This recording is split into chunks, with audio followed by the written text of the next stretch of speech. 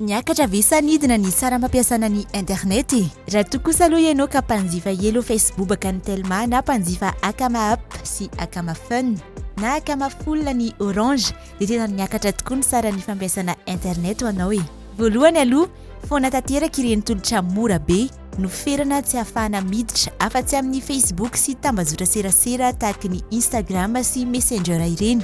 Tsy misy intsony ilay hoe elo Facebook baka 500 dia mahazo 250 mégaoctets anaovana Facebook fotsiny mandritra ny 2 andro.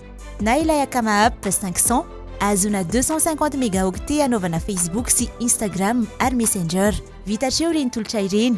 Ny Facebook baka moa tena nifoanany Telma tanteraka mihitsy fa ny Akama App 500 mbola nitazomin'ny Orange ihany ilay anarana.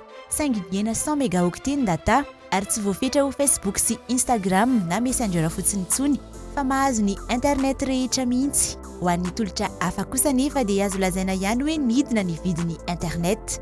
Ny internet mobile izany hoe ny internet ampiasaina amin'ny telefona no resaka eto. Nidina izy tamin'ny ankapobeny ho an'ireo efa mpanjifa ny internet manontolo. Raha tsy hoe anga ho an'ilay tena mampiasa gigaoctets amampolony maromaro isam-bolana ireny. Raha toa ohatra ianao ka mpampiasa ilay tolotra Bconnect 350 mégaoctets na ilay tolotra Telmanet 350 mégaoctets ka nividy azy tamin'ny sarany 3,000 ariary taloha dia fantary fa miakatra ny data azonao amin'ilay vidiny 3,000 ariary manomboka izao. Niakatra ho 550 mégaoctets izy io na ho an'ny Bconnect ny an'ny Orange na ho an'ny Telmanet. Raha tokoa ianao mpividy ilay tolotra Net One Week 2 gigaoctets tamin'ny sarany 1,000 ariary tany amin'ny Telma dia fantary fa na tsy miova aza ny vidiny. Niakatra 2,2 gigaoctets ny data azonao ampiasaina. Raha toa moa ianao ka mpividy Bconnect 3,000 ariary isam-bolana avy any amin'ny Orange Madagascar dia fantary fa mahazo 5 gigaoctets ankehitriny. Raha toa ka 4,5 gigaoctets ihany no azonao taloha. Raha mijanona hatreo amin'ny 25 gigaoctets ny vidinao taloha tamin'ny sarany 10,401 ariary dia mbola azo lazaina ihany hoe niena ny vidiny satria efa azona 25 gigaoctets tapany mahery kely io vola io raha ny amin'ny Telma. Ny Bconnect indray raha 20 gigaoctets no azon'ny 1,000 taloha efa mba azona 25 gigaoctets io vola io amin'izao. Fa raha mpanjifa gigaoctets ampolony maromaro isam-bolana amin'ny internet mobile ianao dia mety ho tsapanao ihany ny fiakaran'ny vidiny. Taloha izao ny Telmanet One Month raha nahazona 50 gigaoctets ny sarany 10,000 ariary. Ankehitriny zara raha azona 41 gigaoctets lasaka kely ny sarany 10,700 ariary.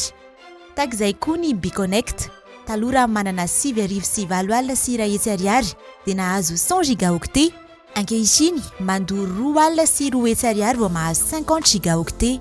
Izany hoe raha fitinina dia nitombo ny sarany internet mobile ho an'ireo tsy nanjifa fa tsy Facebook sy Instagram hatramin'izay. Sy ho an'ireo mpampiasa internet mobile amampolony maromaro ny gigaoctets.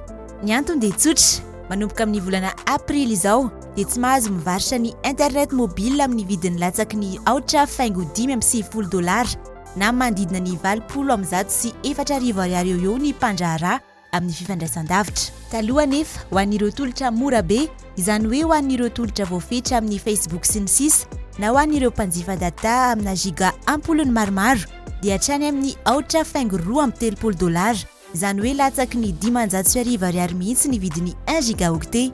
Didim-pitondrana no raisin'ny fanjakana tamin'ny volana Novambra taorian'ny fifampidiniana tamin'ireo mpandraharaha no nandraisana io fanapahan-kevitra io raha ny voalazan'ny loharanom-baovao avy ao amin'ny ministera misahana ny fifandraisan-davitra. Fidiran'i Madagasikara ihany koa amin'ny tsy fitanilan'ny internet sy ny fisokafan'ny olom-pirenena amin'ny tolotra rehetra omen'ny internet fa tsy mijanona sy mionona fotsiny amin'izay tolotra omen'ny Facebook sy ny tambazotra hafa toy ny Instagram sy ny sisa. Raha ny antotanisa farany momba ny fampiasana internet eto Madagasikara navoaka ny orinasa Kepios dia miisa 3,9 tapitrisa ny mpampiasa ny tambazotra tserasera eto Madagasikara ary saika mampiasa Facebook avokoa ireo rehetra ireo. Ny fisian'ny tolotra mora nataon'ireo mpandraharaha amin'ny fifandraisan-davitra no heverina fa anisan'ny tena mampiroborobo ny fampiasana ny Facebook eto Madagasikara.